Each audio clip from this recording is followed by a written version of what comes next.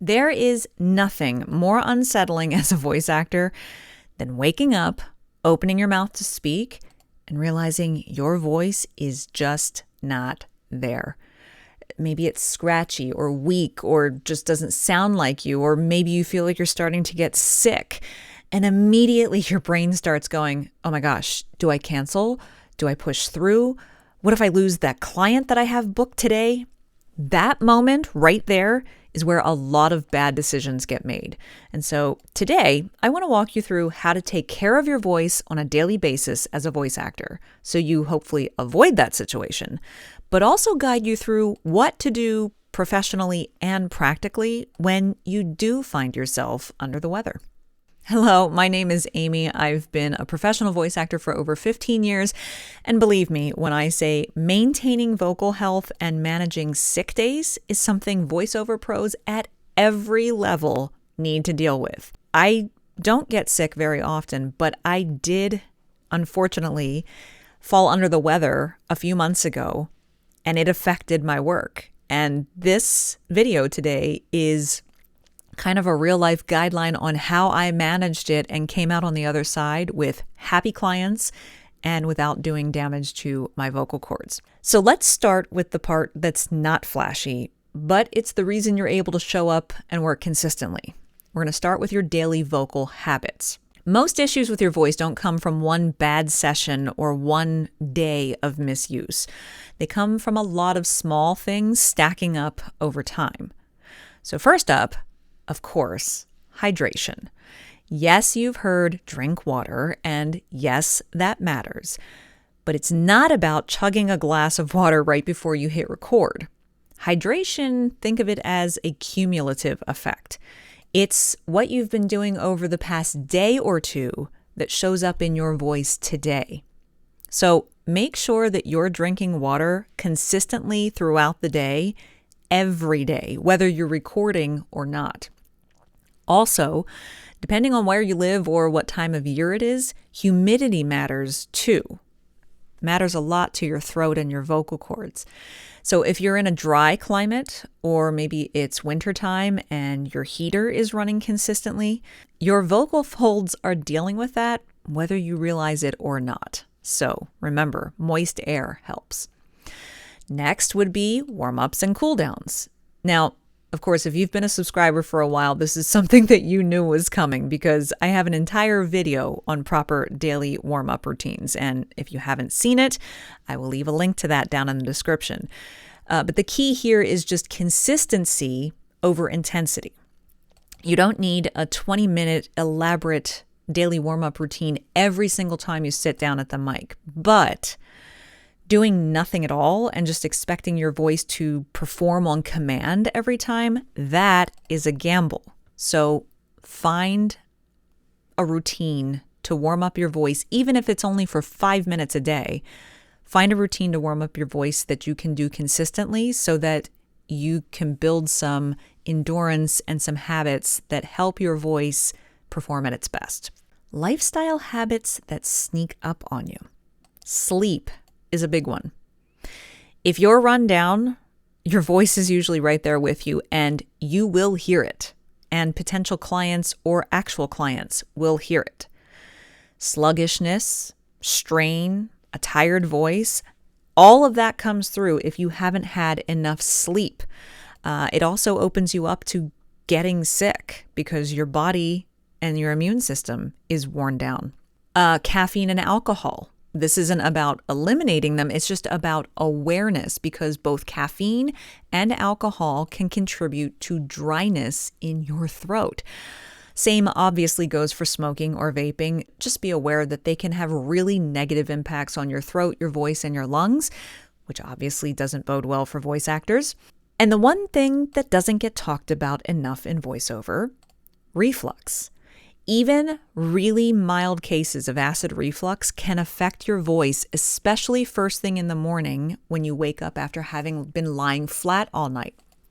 That buildup of acidity and consistent acidity over time can eventually damage your throat or vocal cords if you don't treat the root cause. Now, I will say, quick note here, obviously I'm not a doctor, so I can't give you actual medical advice. If you do have ongoing or serious vocal issues or concerns, please absolutely consult a medical professional. I'm just kind of giving you some things to think about. Finally, this kind of harkens back to when we were talking about what we were talking about earlier, and that's environmental awareness. We have talked about dry air a little bit, but also allergens. And even just talking loudly over background noise throughout the day. It all adds up. What you need to remember is you're not just a voice actor for the hour or two you sit down in front of your microphone and record. Your voice is your instrument that you use all day long, 365 days a year, and it sustains a lot of wear and tear. So if you take nothing else from this section, take this. Your voice doesn't break down overnight. It gets worn down gradually, or it gets supported consistently. Your voice will usually tell you when something's off. You just have to listen to it. Maybe your throat feels a little scratchy.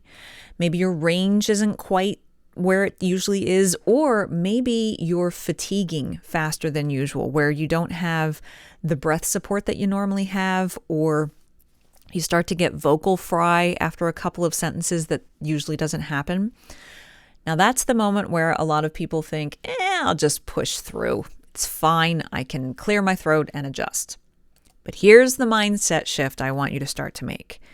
Pushing through, while you might think that that's the professional thing to do because you have to get it done, pushing through isn't necessarily professional. It's risky. Professionalism is knowing that you have to protect your voice at all costs. It is your instrument. It is your moneymaker. There is nothing that takes a higher priority than the health of your voice. And you also need to understand when you have to pull back before you create a bigger problem for your vocal cords and your potential work. Now, admittedly, sometimes even despite your best efforts, you just can't avoid it. You get sick. It happened to me this year. It's probably the first time in over 7 years that I've been sick. I can count on one hand the amount of times during my voiceover career that I have been under the weather and my voice wasn't good. But it happens to everyone, no matter how hard you try to protect your voice. You get sick and your voice is compromised.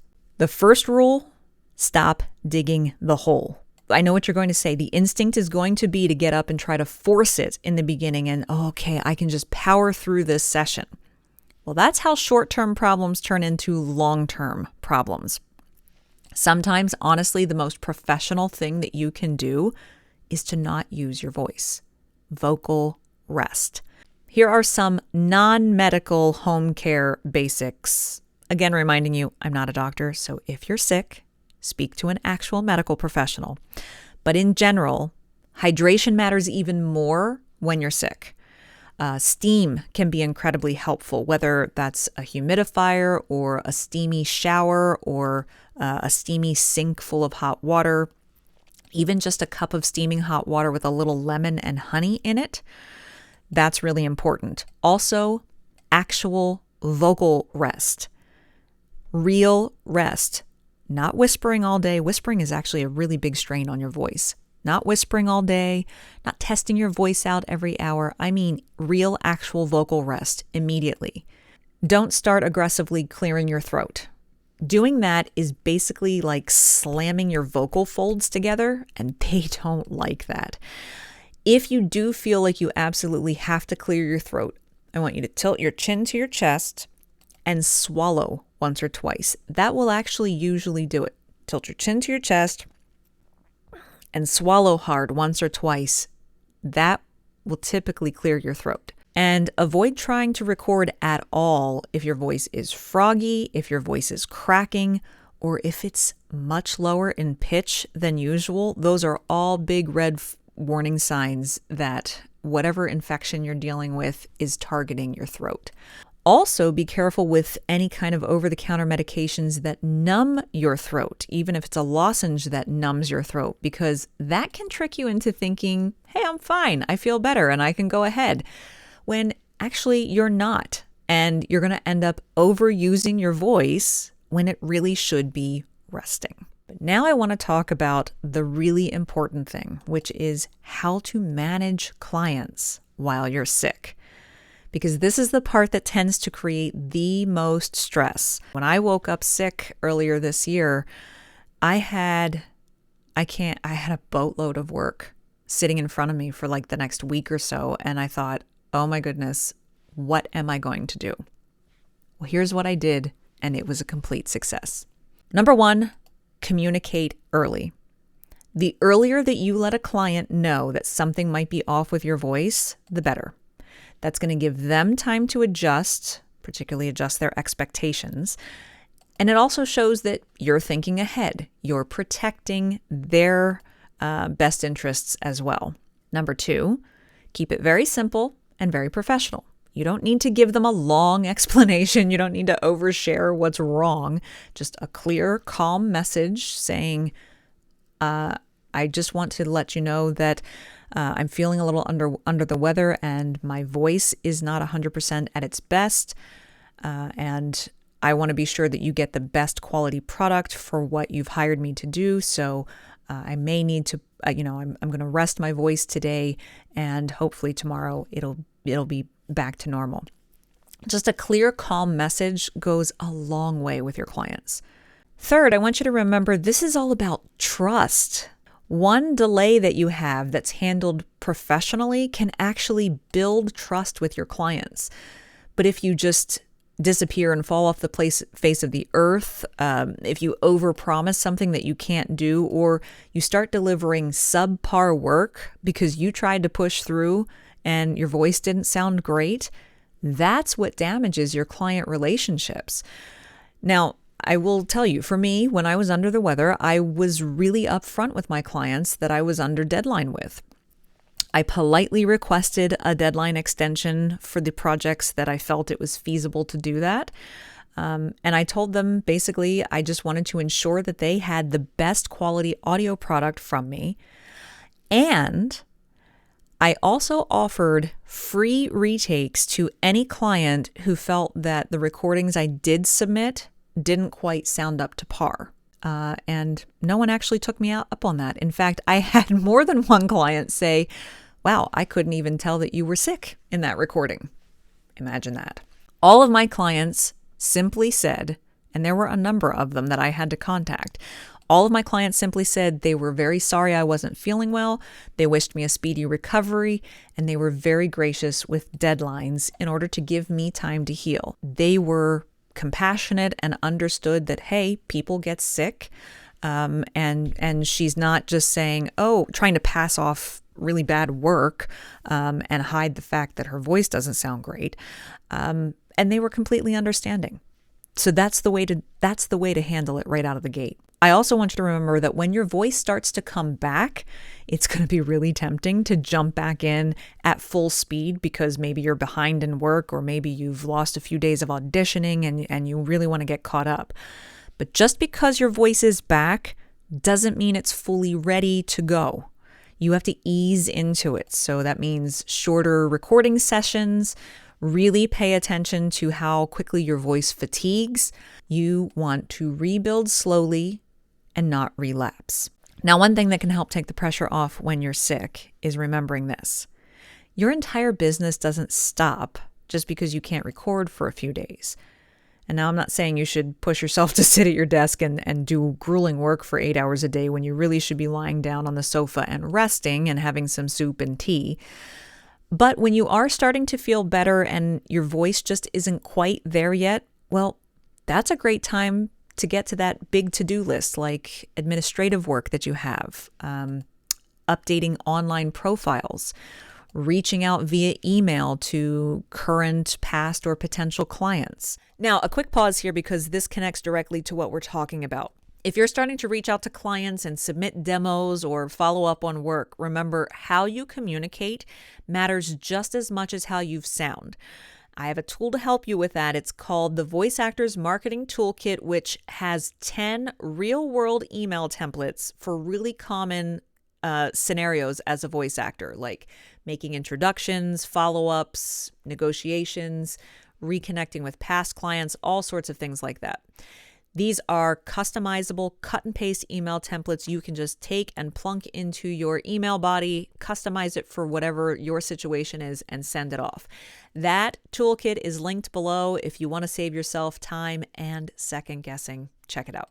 So I want you to remember that at the end of the day, your voice isn't just your instrument, it is your complete business.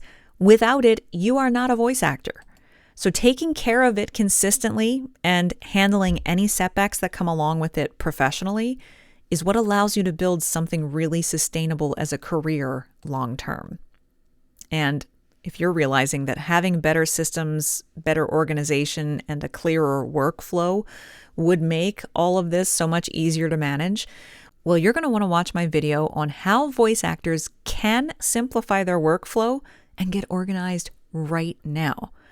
Because when your business is organized, moments like getting sick don't feel like a panic-stricken emergency, and that is so valuable to a freelancer.